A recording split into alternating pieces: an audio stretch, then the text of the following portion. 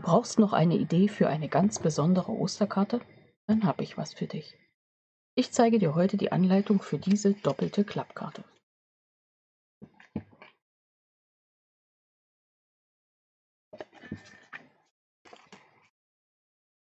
Gestempelt habe ich mit den Stempelsets Ewige Blüten und So gesagt. Ostergrüße ist das 14. Thema unserer 14-Tage-Challenge Kartenfrühling. Ich zeige dir heute außerdem am Ende des Videos all meine Ideen zur Challenge im Schnelldurchlauf.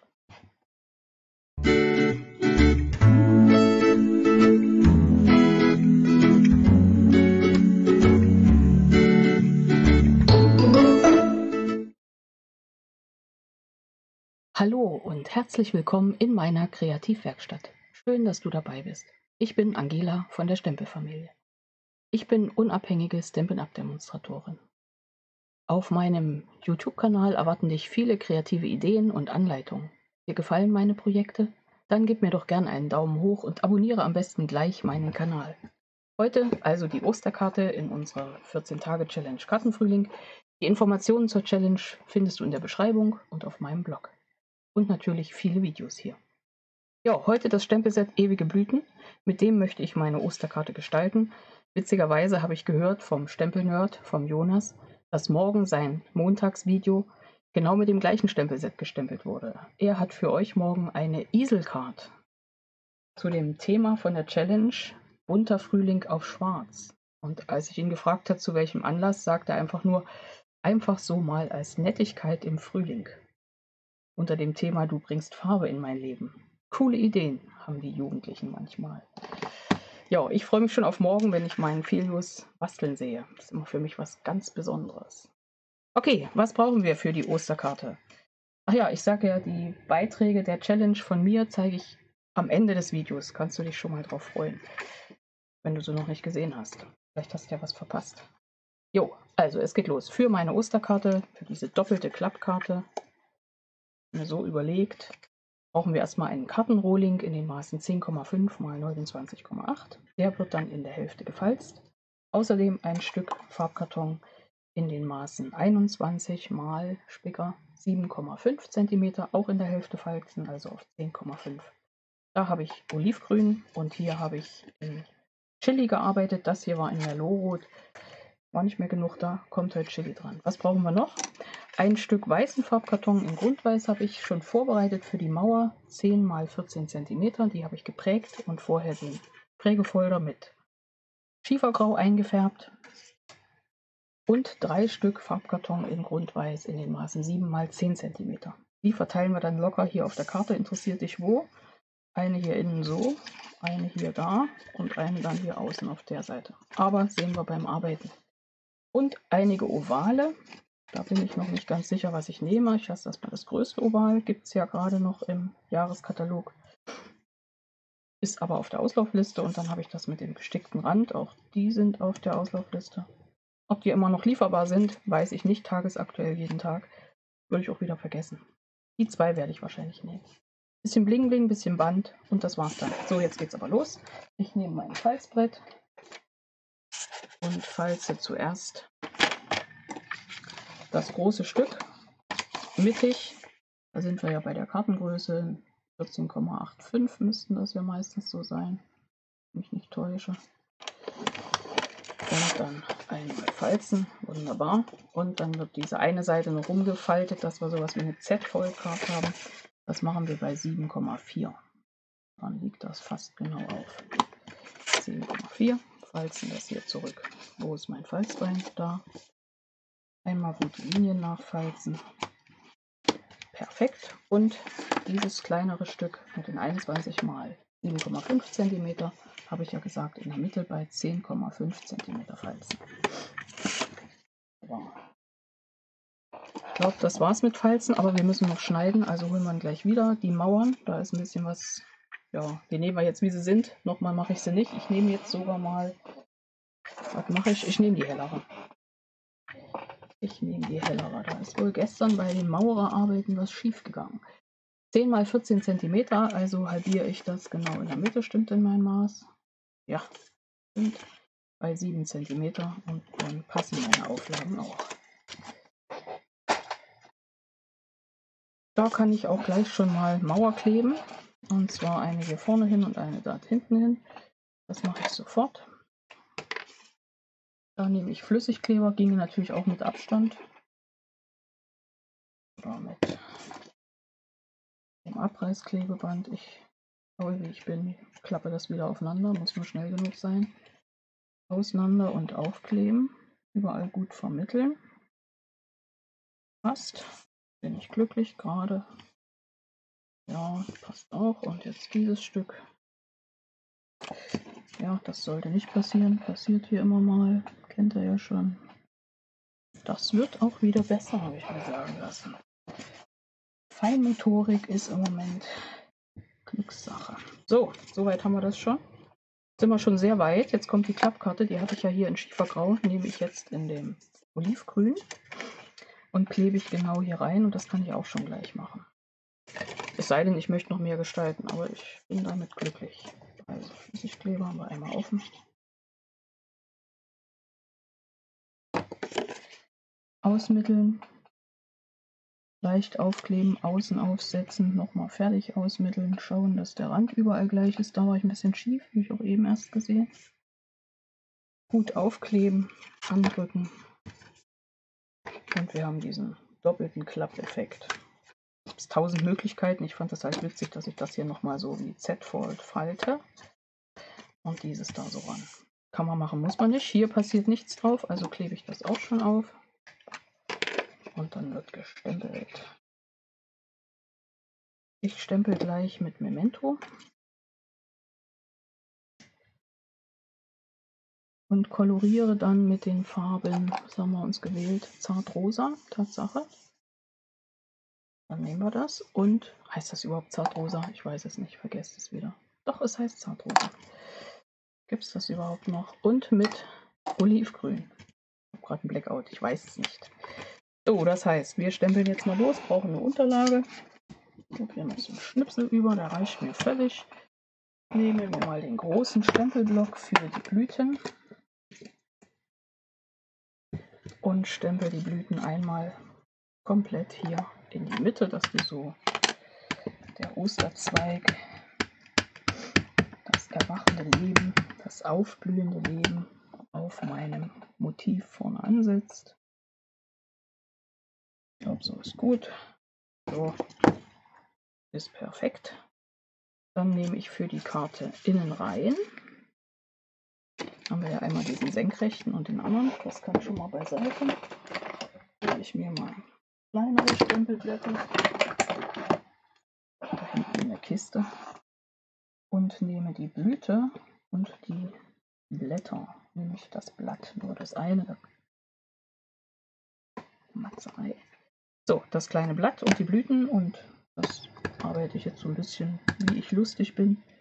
Wieder der kreative Moment. Oder heißt es das kreative Moment? Ich glaube, es gibt beides. Ja, habe ich es drauf, dass es dann ein queres und für das längste kommt auch noch ein Ostergruß drauf. Habe ich gar nicht verraten, den hole ich aus dem Stempelset. Gut gesagt. Mache da ein kleines frohes Ostern. Und gleich Blätter. Setzen wir hier so ein bisschen zwischen. Könnten natürlich auch eine Maskiertechnik machen, habe ich jetzt aber nicht vorbereitet, habe ich ja schon ziemlich oft gezeigt. Würde ich mir einfach eine Blüte ausschneiden und die immer wieder aufsetzen und dann drüber stempeln und dann habe ich eben auch Elemente, die hintereinander liegen, übereinander liegen. Maskiertechnik halt.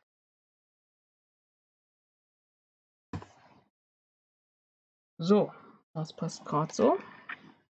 Wunderbar. Stempelset noch nicht zu, weil wir holen uns jetzt noch schnell das frohe Ostern. Das liegt schon oben auf. Nehmen wir noch einen kleinen, nehmen wir einen größeren Block, geht auch so gerade wie möglich. Hier unten muss es hin, da kommt das Ostern hin. Warte auf den Moment, wo ich das hier mal so falsch rum draufsetze. Und das Frohe kommt drüber, so gerade wie möglich. Da können wir auch ein bisschen Opfer bringen. Das ist gar nicht so schlimm. Könnt ihr euch natürlich auch ausmessen. So, haben wir. Was fehlt noch? Hat sie doch noch was vergessen. Und zwar der Spruch. Ich fand den schön. Alles Liebe für heute, morgen und immer. Ist für mich auch durchaus ein Osterspruch. Da passt vieles. Noch einen Block hat sie auch noch. Hatte schon alles zu, aber es kommt. Geht weiter. Das muss jetzt hier mittig, schön mittig drauf. Jo, lassen wir durchgehen, können wir jetzt eh nicht ändern. Das passt schon. Und jetzt wird einmal schnell koloriert. Ich mache das der Einfachheit halber so, dass ich die Blätter eine Seite in Olivgrün einfach nur koloriere. 1000 Möglichkeiten, wir könnten auch wieder verblenden, aber ich mache das jetzt so. Die linke Seite, wo ich das hier bearbeite, wird Olivgrün gestaltet. Oben haben wir noch eins. Das mache ich überall gleich. Ist meine Blattkoloration schon fertig. Drehe, kann da auch nicht viel schief gehen. Machen wir gleich beim Titelbild auch noch. Da legen wir jetzt die obere Seite fest. Hier ein bisschen an den Pflanzen. Komme ich auf den Begriff, wie heißt das? Wo die Blüten angewachsen sind. Ja, schon wieder Bindungsstörungen. An den Halterungen hätte ich gesagt, aber ich bin mir sicher, so heißt es nicht. So, zartrosa nehme ich die dickere Seite und werfe da so ein bisschen Farbe drauf. Kennt man ja schon von mir. Es soll so einen frühlingsfrischen Hauch haben. Und damit bin ich auch schon zufrieden. Mehr kommt da nicht. Kannst du natürlich krachen lassen. Ne? Ich für mich so beschlossen.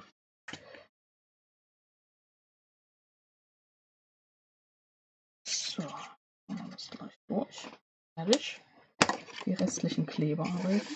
Dieses hier kleben wir eben rein.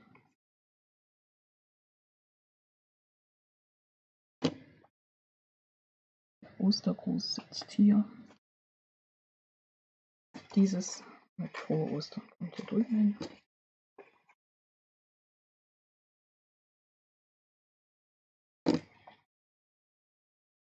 So, ja, ich bin ja schon mal gespannt, was der Filius da morgen veranstaltet in seinem Video.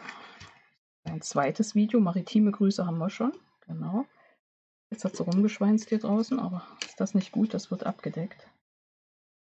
Sag mal so, das ging ja noch mal gut. Jetzt setzen wir das hier einfach vorne drauf. Das Motiv, dass wir die Mattung haben. Schieben wir gerade. Ja, also in der Karte war nun wirklich gar keine Zauberei. Das ging ja schneller als beim Brezelbacken. Was hier dauert, ist immer, bis ich fertig mit Erzählen bin. Aber die Sache als solche läuft ja nun wirklich 0, nix, sagen wir mal so. So, ich mache das jetzt hier mal so, dass ich immer noch mein Band drunter schieben könnte. Dann vermittle ich das Motiv aus. Auch da kann noch was schief gehen, passt aber. Dann lege ich das hier so drauf. Mein Band habe ich mir vorhin gebunden bei der ersten Karte. Schauen, ob das hier einfach passt. Ich lege das hier oben drum. Gold finde ich ganz schön. Ich habe ja nur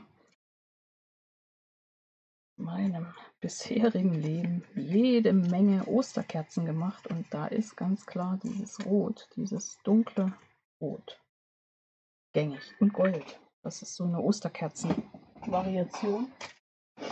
Zumindest so die gängigste, nennen wir sie mal gängig.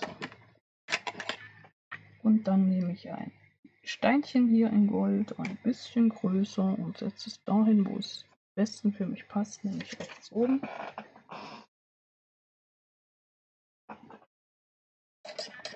Ich laufe mich gerade mit meiner Pinzette. Jo, jetzt sind es 2 Osterkarten entstanden. Eine hatten wir schon und die andere haben wir genauso nachgearbeitet. Jo, das ist meine Idee für eine, sagen wir mal, edle Osterkarte. das wollte ich dir heute zeigen. Fertig ist mein Projekt. Ach ja, ich hatte ja gesagt, zeige noch die Ideen, meine Ideen zur 14-Tage-Challenge Kartenfrühling. Außerdem habe ich noch so einen kleinen Werbeblock für 2 Videokanäle von meinen Teammitgliedern. Ich habe ein ganz nettes Team mit insgesamt 14 oder 15 ganz tollen, kreativen Demonstratorinnen.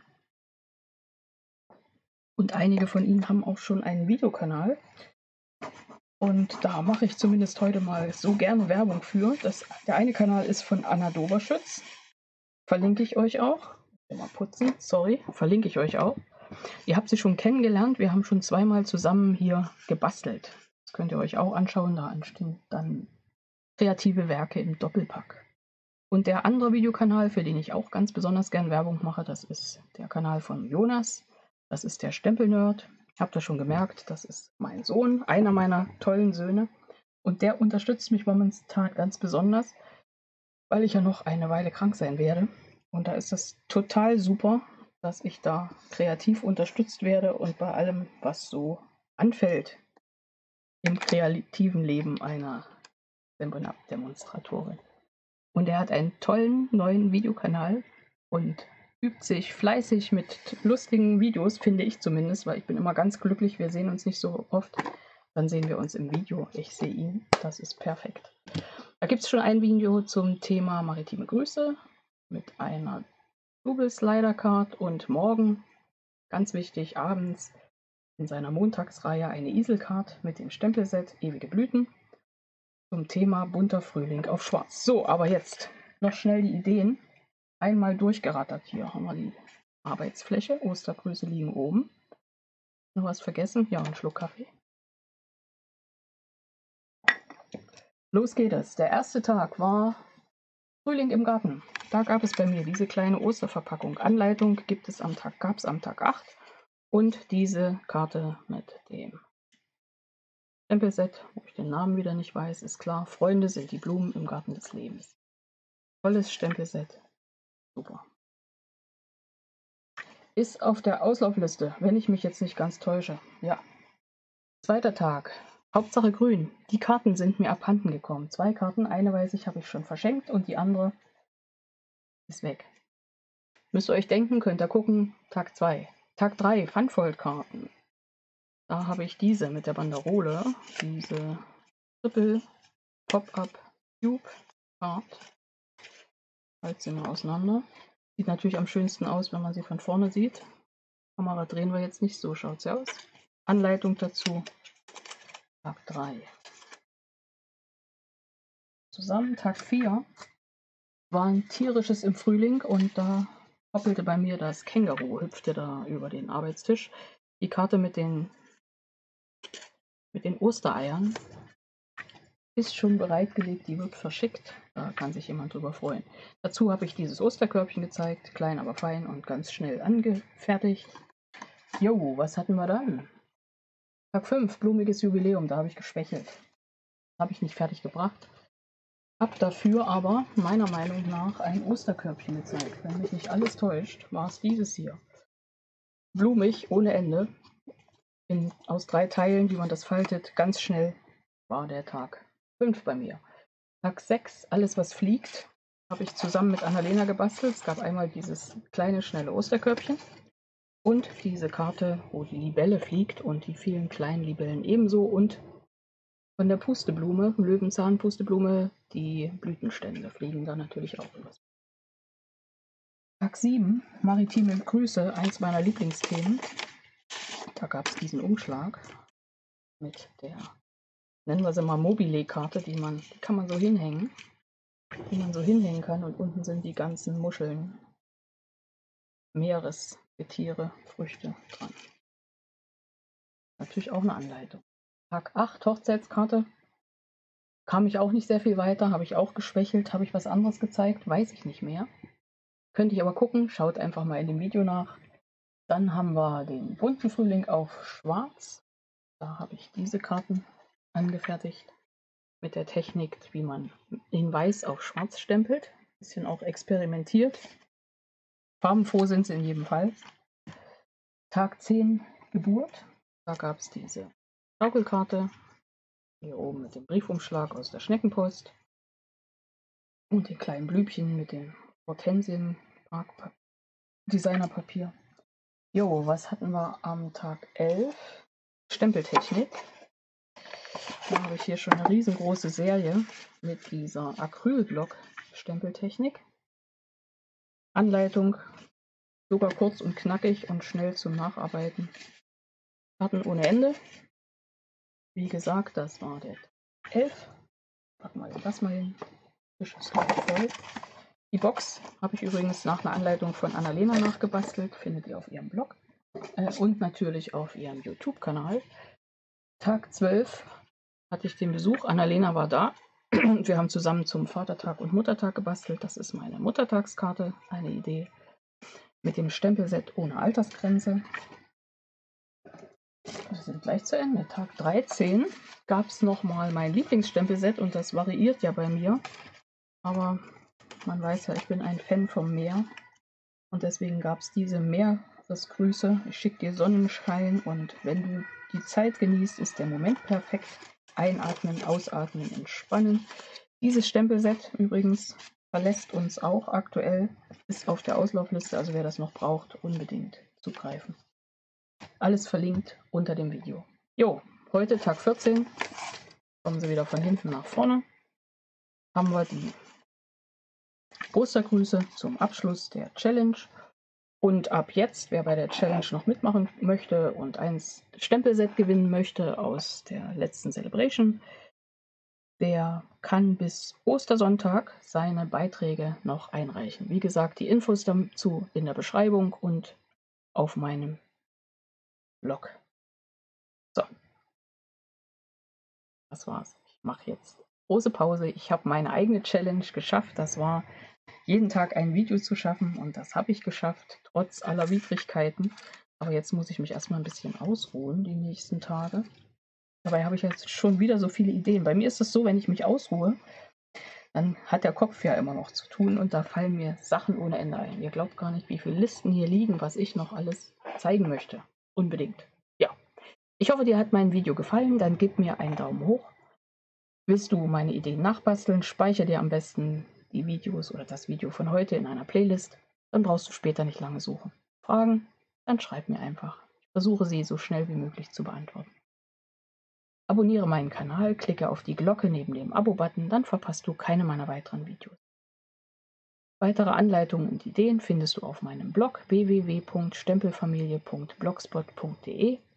Aktuell ist ja ein Katalogwechsel, der sich so langsam abzeichnet. Der aktuelle Katalog hat eine Auslaufliste. Ihr wisst die Sachen, die es dann nicht mehr gibt. Da kann man zugreifen und der neue Katalog wird ab 4. Mai gelten. Wer ihn haben möchte und noch nicht irgendwo angebunden ist und noch keinen Katalog bekommt und keine Demo hat, der kann sich gern bei mir melden.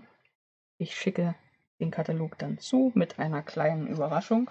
In der baue ich gerade. Ja, aber jetzt wirklich Schluss für heute. Ich wünsche dir kreative Zeiten. Bis zum nächsten Mal und ich freue mich schon drauf. Deine Angela von der Stempelfamilie.